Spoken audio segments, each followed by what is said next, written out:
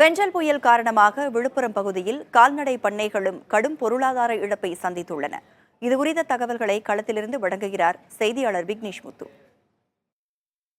பெஞ்சல் புயல் காரணமாக விழுப்புரம் மாவட்டம் அதிகமான சேதத்தை சந்தித்திருக்கிறது. விழுப்புரத்தை பொறுத்தளவு அயனம்பாளையம் மழை வெள்ளத்தால் அதிகமான ஒரு பாதிப்பை சந்தித்திருக்கிறது. நாம் இருக்கக்கூடிய பகுதி என்பது அயனம்பாக்கத்தில் இருக்கக்கூடிய பரமேஸ்வரி பாலாஜிக்கு சொந்தமான பண்ணை ஒன்று. இந்த பண்ணையில் இந்த வெள்ளம் காரணமாக இங்கு கட்டி வைக்கப்பட்டிருந்த 2 மாடுகள், 17க்கும் மேற்பட்ட கன்றுகள், 800க்கும் மேற்பட்ட கோழிகள், 10க்கும் மேற்பட்ட ஆடுகள் உள்ளிட்டவைகள் உயிரிழந்திருக்கிறது. இதனால் கடுமையான பொருளாதார இழப்பை இவர்கள் சந்தித்திருக்கிறார்கள்.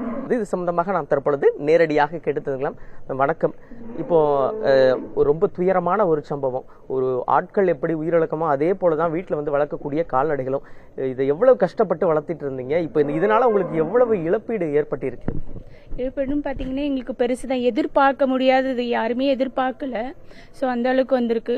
கிட்டத்தட்ட ஜனவரியிலேருந்து நாங்கள் கன்ஸ்ட்ரக்ஷன் போட்டிருந்தோம். மேலேருந்து தான் அந்த கவுஸ் எல்லாம் பார்த்து தான் ஊராக போய் பார்த்து செலக்ட் பண்ணி தான் வாங்கணும். ஏன்னா பண்ணன்றதால நம்மளுக்கு வந்து பால் வந்து ஹீல்டு நல்லா இருக்கணும் அப்படின்றதுக்காக பார்த்து செலக்ட் பண்ணி தான் வாங்கிட்டு வந்தோம்.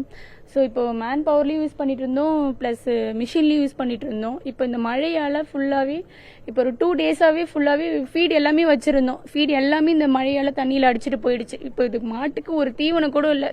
கிட்டத்தட்ட 3 டேஸாவே வந்து பட்னியாக தான் இருக்குது. ஸோ இந்த ஊரில் வந்து தாசில்தார்ட்டையும் இஓகிட்டையும் சொல்லிட்டு இன்ஃபார்ம் பண்ணோம். வரேன்னு சொன்னாங்க. யாருமே இது வரைக்கும் வந்து ஸ்டெப் பண்ணல.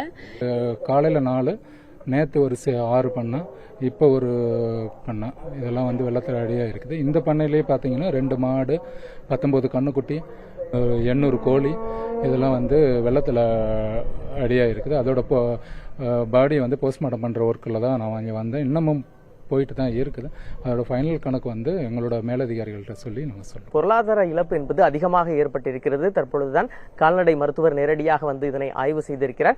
வருவாய்த்துறை சார்பில் முழுமையாக ஆய்வு மேற்கொண்டு அரசினுடைய இழப்பீடு விரைந்து இவர்களுக்கு கிடைத்தாதான் மீண்டும் இவர்களுடைய வாழ்வாதாரத்தை காக்க தங்களுடைய தொழிலை தொடர்ச்சியாக நடத்த முடியும். அரசு இதில் கூடுதல் கவனம் செலுத்த வேண்டும். விழுப்புரம் உள்ளூர் நிர்வாகம் கூடுதல் கவனம் செலுத்த வேண்டும். செலுத்தி இவர்களுக்கான நிவாரணத்தை வழங்க வேண்டும். புதிய தலைமுறைக்காக ஒளிப்பதிவாளர் இர்ஃபானுடன் விழுப்புரம் அயனம்பாளையத்திலிருந்து செய்தியாளர் விக்னேஷ் முத்து.